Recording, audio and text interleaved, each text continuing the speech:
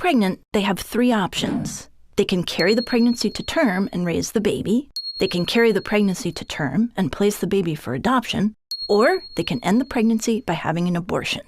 You see, there are a lot of reasons a person might have for making any one of these decisions. If someone decides to get an abortion, it might be because they don't want to have a baby, or maybe they can't afford to raise a child. Maybe they're in school and they're worried they won't graduate if they have a baby. Sometimes people already have children and they don't want any more. And sometimes there might be something wrong with the fetus. Either it's not developing properly or it has a serious, incurable disease. Whatever the reason, it's up to the person who's pregnant to decide what's best for them. An abortion is a very safe medical procedure. There are 2 types, medication and surgical.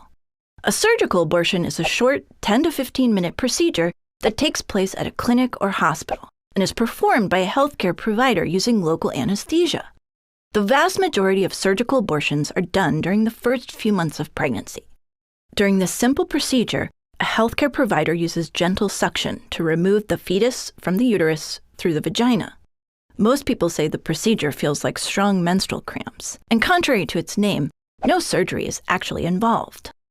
A medication abortion is a procedure that uses pills prescribed by a healthcare provider to end a pregnancy. It can be started either in a medical office or at home. This approach is most effective during the first 3 months of pregnancy. Medication abortion consists of 2 medications that first stop the pregnancy from growing and then cause cramping and bleeding to empty the uterus through the vagina. Most people say medication abortion feels like a really heavy, crampy period. Okay, so those are the basic facts about the physical side of abortion. Now let's talk about the legal side and what you need to understand. There are many laws pertaining to abortion, and every state's laws are different. In some states, young people need their parents' permission to get an abortion. In most of these states, young people may instead seek a judicial bypass. This is when a young person goes in front of a judge to prove they're mature enough to make a decision about their unwanted pregnancy without permission from a parent. Some states allow young people to decide on their own if an abortion is right for them, with no parental involvement. Research your state's laws to better understand your rights. Abortion can be controversial, and it's something the United States has been debating for a long time.